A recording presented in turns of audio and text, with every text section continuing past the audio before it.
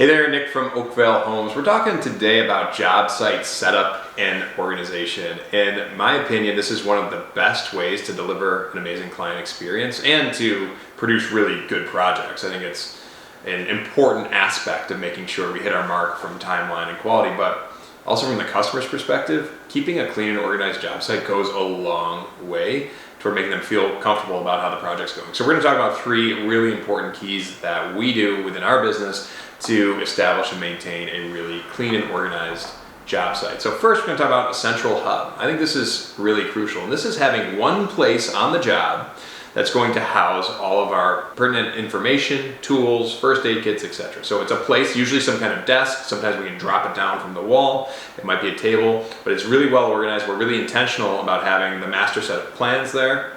Again, a first aid kit, standard tools that we always use, and then really crucial job site information, rules and regulations as well. So meaning, what time do we start the job? What time do we end? What are the locking the door protocols that we need to follow for the customer? Are there pets in the house? Are there kids in the house? Are there nap schedules that we need to be aware of? That's all going to be on that one info sheet, and that info sheet is going to share some space in the central hub of the project. So finding and establishing that central hub is an essential aspect, something we do during the pre-construction process as well. When we're thinking about getting into that project in a couple days or a week or so, we're going to establish, hey, where's that hub going to go?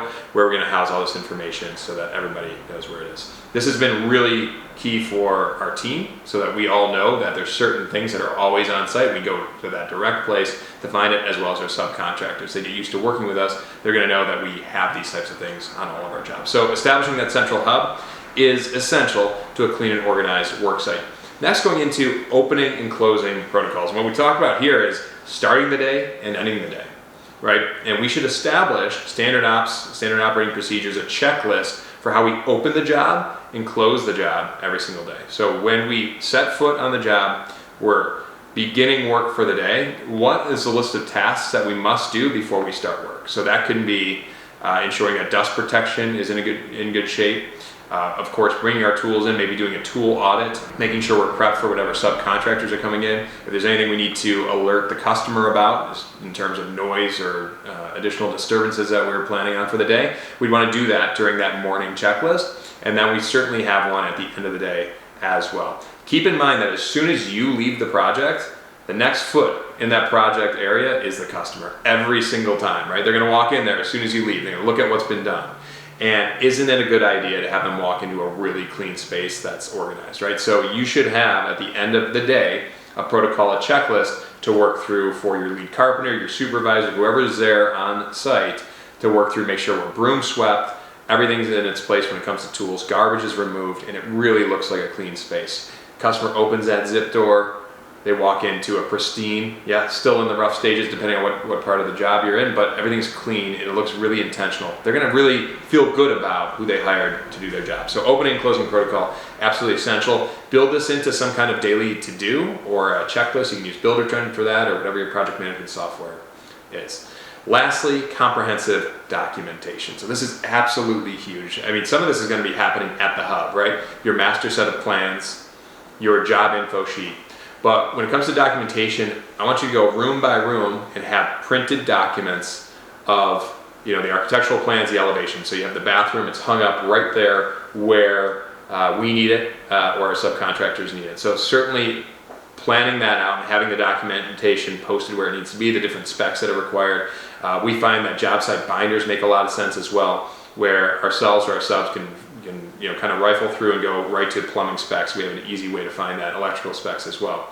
And I started with physical because I think we certainly need physical copies of plans on site. Digital is something we're going to talk about in a second, but our subcontractors are used to using those big sets of plans, and there's a place for them on our jobs.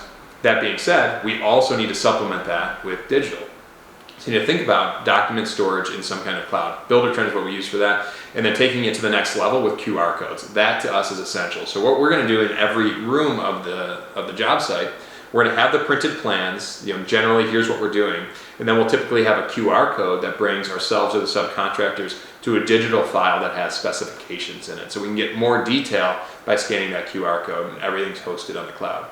And of course, the physical set of plans, there's a place for that. There probably will be for a long time, but we need to be thinking digitally. We need to be thinking about how we can collaborate and work on projects when we're not on site and we don't have the physical plans, and having a digital document solution is essential for that. So when you're thinking about your project management software, your communication software, what is your plan for documentation? Do we have a digital cloud-based method to access, update, share our files? That's absolutely essential. We have a lot on that. We've been working on this a lot within our own business. We've done the QR code process as well as just the digital hub for all of that information. We have some videos on that in the future as well. But I'd love to hear your feedback. What questions, comments do you have on what we talked about here today? What do you do to maintain a clear job site? What stories do you have of somebody on your team maybe going above and beyond to make sure that that job site was pristine for the customer? Let me know in the comments below, and I'll see you in the next video.